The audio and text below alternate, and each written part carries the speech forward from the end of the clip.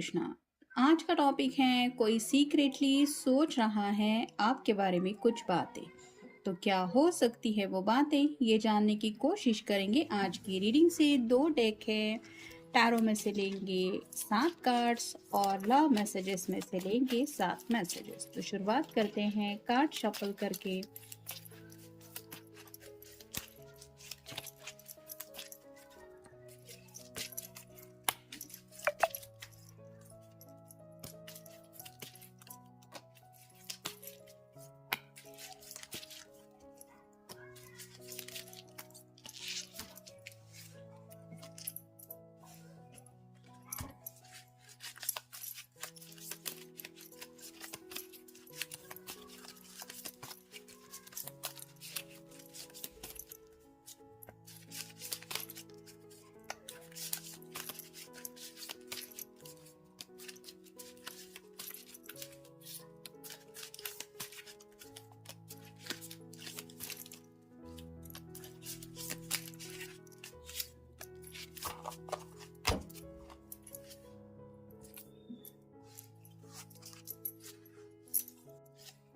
पहला जो कार्ड मिला है वो है knight of wands. Fire sign Aries, Leo या फिर सैजिटेरियस। मेष राशि है, सिंह राशि है या फिर धनु राशि है।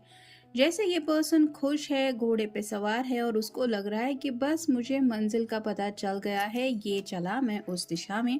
तो वैसे ही जब भी वो आपको लेके सोचते हैं तो उनके दिल से उन्हें महसूस होता है कि आप ही है वो पर्सन जिनका शायद इन्होंने बहुत इंतज़ार किया है। मतलब यहाँ पे भी काफ़ी ज़्यादा ग्रीन कलर है जो रिप्रेजेंट करता है हार्ट चक्र को, साथ ही साथ फ्लावर्स भी खिले हुए हैं। तो उन्होंने शायद सपना देखा था कि ऐसा कोई पर्सन अगर मेरी ज़िंदगी में आ जाए तो फिर वो मेरा सपना पूरा हो सकता है। तो आपसे मिलने के बाद उनको यही एहसास हो रहा कि उनका ड्रीम कम ट्रू, ये सपना सच हुआ है या फिर हो सकता है अगर आप उनकी ज़िंदगी में आ जाते हैं। तो काफ़ी ज़्यादा पैशनेटली आपके बारे में ये सोचते रहते हैं। फिर है प्रिंसेस ऑफ चालीसास, कैंसर, स्कॉर्पियो या फिर पाइसेस, कर्क राशि, वृश्चिक राशि या फिर मीन राशि। जैसे ये गार्डन में बैठी हुई हैं, अपने ख्यालों में खोई हुई है। आप देख सकते हैं कि ये कितना ज़्यादा इमेजिनेशन में खोई है। इसके इर्द गिर्द बर्ड्स हैं, वो भी क्यूरियोसिटी से देख रहे हैं कि आखिर इसके दिलो दिमाग में चल क्या रहा है। तो वैसे ही ये दिलो दिमाग से काफ़ी ज़्यादा आपके जज्बातों में खोए रहते हैं और आप कह सकते हैं कि डे ड्रीमिंग, खुली आंखों से सपना देखना काफ़ी ज़्यादा चलता रहता है इनका। फिर है two of swords, air sign Gemini, Libra या फिर एक्वेरियस, मिथुन राशि, तुला राशि या फिर कुंभ राशि। यहाँ पे ये दोनों आपस में लड़ रहे हैं और वैसे ही शायद आपका जो सीक्रेट क्रश है उसके साथ में भी आपकी लड़ाई हुई हो सकती है। और उस लड़ाई के बाद उनको एहसास हुआ कि जिससे मैं इतना ज़्यादा लड़ रहा था या लड़ रही थी उसके लिए मेरे दिल में तो इस तरह की फीलिंग है। मतलब ये दुश्मनी कब प्यार में बदल गई ये उनको पता नहीं चला। तो हो सकता है आप दोनों का कुछ झगड़ा हुआ, उसमें जो कहा सुनी हुई उसको लेके ये बार बार सोचते रहते थे और उसी सोचने की वजह से उनको एहसास हुआ कि ये लड़ाई नहीं है या फिर दुश्मनी नहीं है, ये तो असलियत में प्यार है। फिर है three of wands, fire sign Aries, Leo या फिर सैजिटेरियस, मेष राशि, सिंह राशि या फिर धनु राशि। यहाँ पे आप देख सकते हैं ये चांद तारों को देख के कुछ इमेजिनेशन में खोई रहे और यहाँ पे एक टूटता तारा आ रहा है जो इसकी विश पूरी करने जा रहा है। तो वैसे ही शायद ये कभी ना कभी में भी हो सकता है आपके ख्यालों में खोए हुए थे और तभी ये टूटता तारा उन्होंने देखा हुआ हो सकता है, या फिर उनको ऐसा लगता है कि जो टूटते तारे को देख के उन्होंने विश मांगी थी वो विश मतलब आप ही है। तो आपसे जुड़े काफ़ी ज़्यादा ख्यालात उनके दिलो दिमाग पे स्पेसिफिकली रात के वक्त काफ़ी ज़्यादा हावी रहते हैं क्योंकि ये अपनी इमेजिनेशन में खो जाते हैं। फिर है द चैरियट, कैंसर का कार्ड है, कर्क राशि।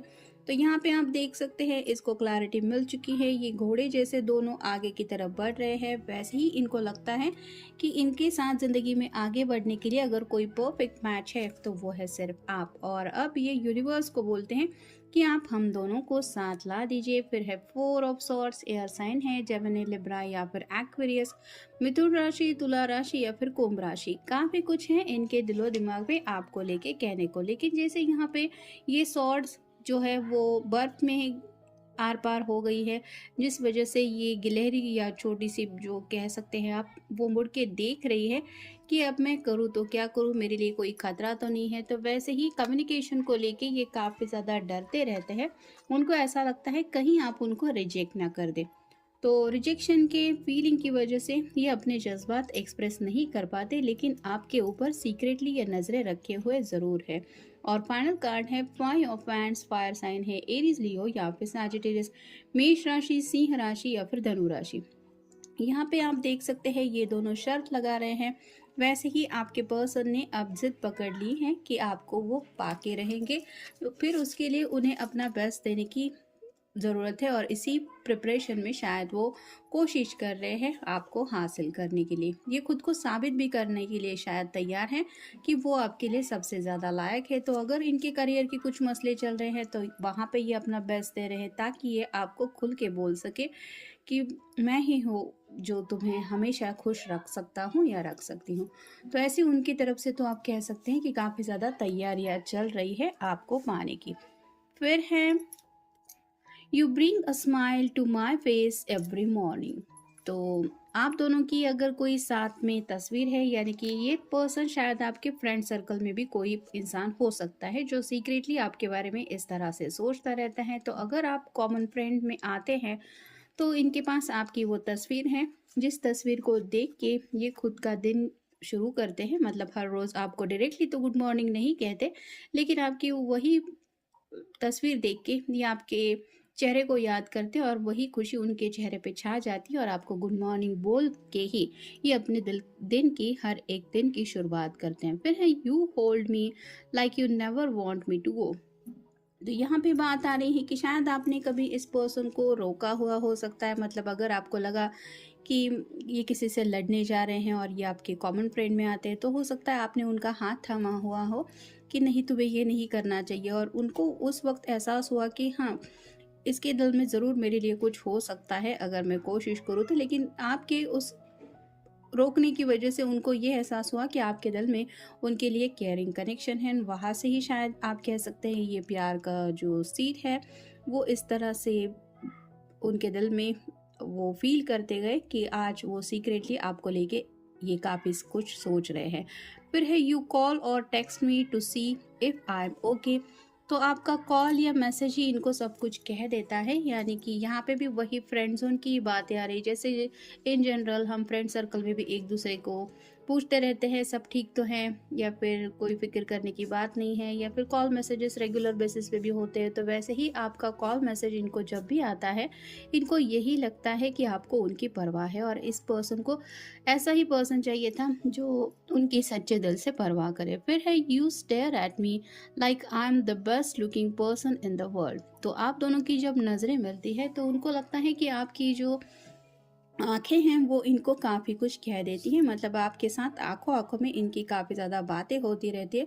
उनको लगता है कि आपके दिल में भी उनके लिए वैसे ही जज़्बात हैं, जैसा ये आपको देख के फ़ील करते हैं। तो काफ़ी ज़्यादा आपके लुक के ऊपर भी ये फ़िदा है, या फिर आप कह सकते हैं कि दिल की बातें ये बोल नहीं पाते, जो नज़रें इनसे कहती है कि देखो तुम्हारा पर्सन सामने आ गया। शायद इस पर्सन के दिल की धड़कनें भी तेज़ हो जाती है, और इनकी आंखें चुराने की आदत भी हो सकती है कि कहीं मेरे प्यार का एहसास सामने वाले पर्सन को पहुंच ना जाए। फिर है the way you love me. तो कहीं ना कहीं यहाँ पे बात आ रही है वन साइडेड लव की भी। तो इन्होंने मान लिया है कि जैसा ये आपसे प्यार करते हैं वैसा ही आपके दिल में भी प्यार है, लेकिन बस आप अपनी बातें जुबान से रिवील नहीं करते या नहीं करती। नेक्स्ट है U turn me on so quickly. तो जब भी आपकी आंखें चार हो जाती है, इनके दिलो दिमाग में ये इमेजिनेशन शुरू हो जाती है। ये कब डे ड्रीमिंग करते करते कहाँ से कहाँ तक पहुँच जाते हैं ये उनको नहीं पता चलता। मतलब आपका सिर्फ ख्याल ही उनके दिलो दिमाग में इस तरह से तूफान मचा देता है कि ये भूल जाते हैं कि ये है कहाँ पे, और वो चेहरे पे जो मुस्कान छा जाती हैं जो सबको रिवील कर देती हैं कि ज़रूर इसके दिलो दिमाग में कुछ चल रहा है। और फाइनल कार्ड है when I am with you I can be my self. तो आपका उनके साथ होना ही उनको ये एहसास दिला देता है कि जैसे उनको सब कुछ ज़िंदगी में मिल गया, अब किसी और बात की चाहत नहीं है। तो मे बी ये पर्सन कोशिश तो कर रहे हैं कि एज सुन एज पॉसिबल ये अपने सीक्रेट राज आपके सामने रख दे। और अगर आपको अब तक प्रपोज नहीं किया है तो सच्चे दिल से आपको अपनी फीलिंग्स बता के आपका हाथ मांग ले। तो ये था आज का रीडिंग, जनरल रीडिंग है, आपके साथ जितना रेजोनेट हो उतना ले लीजिए। मिलेंगे नेक्स्ट रीडिंग में।